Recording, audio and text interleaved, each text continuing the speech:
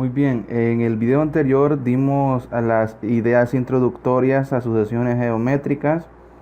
Dábamos básicamente la teoría, decíamos que una sucesión geométrica es una sucesión en donde la cual a partir de un primer término los demás términos se obtienen multiplicando por una cantidad constante que le llamábamos razón.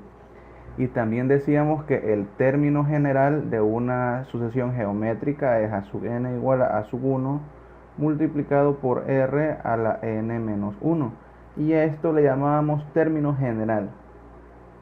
Bien, vamos a desarrollar unos cuantos ejercicios acerca de sucesiones geométricas. Por ejemplo, el siguiente. Por ejemplo, el ejemplo que sigue, valga la redundancia. Determinar si la sucesión 200, 100, 50, 25 es una sucesión aritmética o geométrica. Si lo es decir, si es geométrica, determinar la razón. Pues observemos lo siguiente. Yo tengo los términos 200, 100, 50, 25, etc. ¿Cómo podemos determinar si esta sucesión es una sucesión aritmética o es geométrica? Primero tenemos que tener claras las definiciones. Una sucesión aritmética, recordemos que es aquella en donde a partir de un primer término los demás términos se obtienen sumando una cantidad fija. Es decir que, por ejemplo, para llegar del 200 al 100 yo tengo que haber sumado alguna cantidad, para llegar del 100 al 50 la misma cantidad, etc. Tratemos de encontrar la diferencia. ¿Cómo encontramos la diferencia? Al término cualquiera, por ejemplo, tomamos el 100, yo le resto el 200. Es decir, 100 menos 200, esto me da como resultado menos 100. Entonces, la distancia que hay del 200 al 100 es de menos 100. Es decir, que esto, en el caso de ser una sucesión aritmética, menos 100 sería la diferencia. Verifiquemos a ver entonces si es una sucesión aritmética o no. ¿Cómo hacemos? Al 200. ¿Qué pasa si al 200 yo le sumo el menos 100? Recordemos que más por menos es menos, entonces tendría 200 menos 100. 200 menos 100 es 100. Bien, obtuve el segundo término. Ahora, pero ¿qué pasa si al 100 yo le vuelvo a sumar la diferencia? Que en este caso estamos asumiendo que es de menos 100. 100 más menos 100, recordando que más por menos es menos, entonces tendría 100 menos 100, 100 menos 100 es 0. No me dio el tercer término, que en este caso es 50.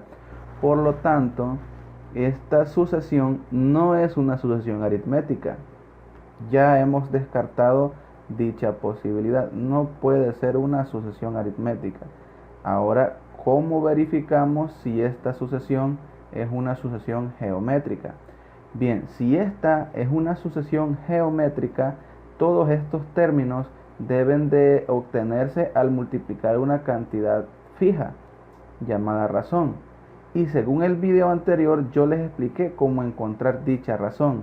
Yo tomo un número cualquiera de esta sucesión, por ejemplo, puedo tomar el 50 y a este 50 lo divido entre su término anterior. Es decir, que en este caso vamos a asumir que la razón, en el caso de que sea igual para todos, sería, si tomo 50, por ejemplo, 50 dividido entre su término anterior, y el término anterior es 100.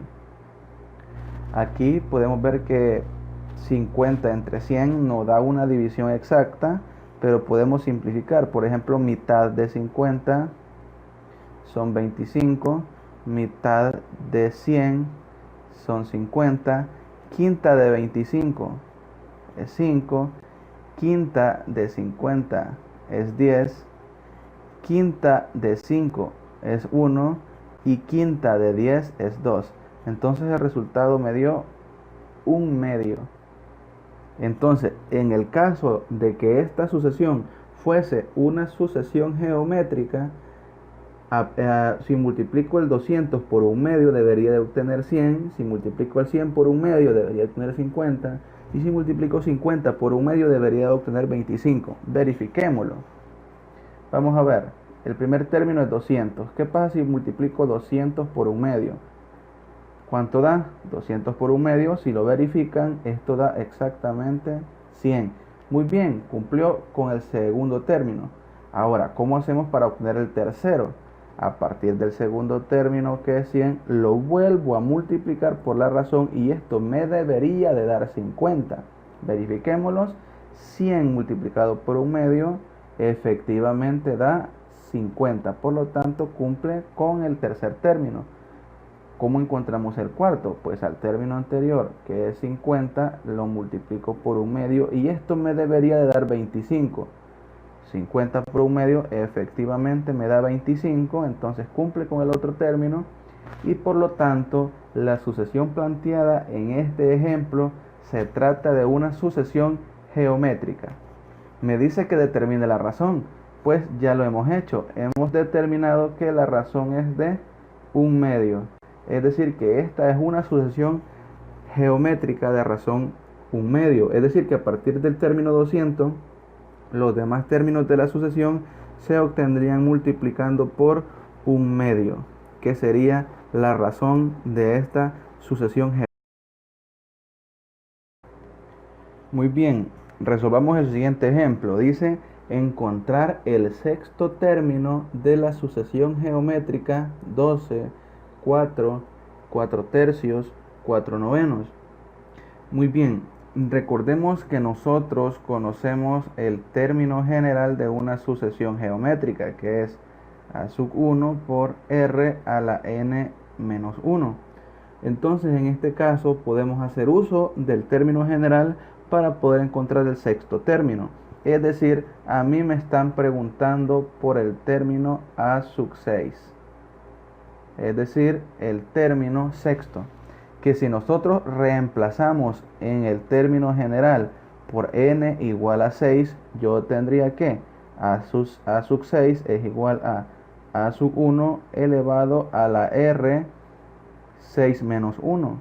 Es decir, que yo tendría que a sub 6 es igual a sub 1 multiplicado por r a la 6 menos 1 sería 5. Entonces lo que me hace falta es conocer quién es r, dado que para esta sucesión podemos observar que a sub 1 vale 12, es decir, el primer término. ¿Y el r cuánto valdría?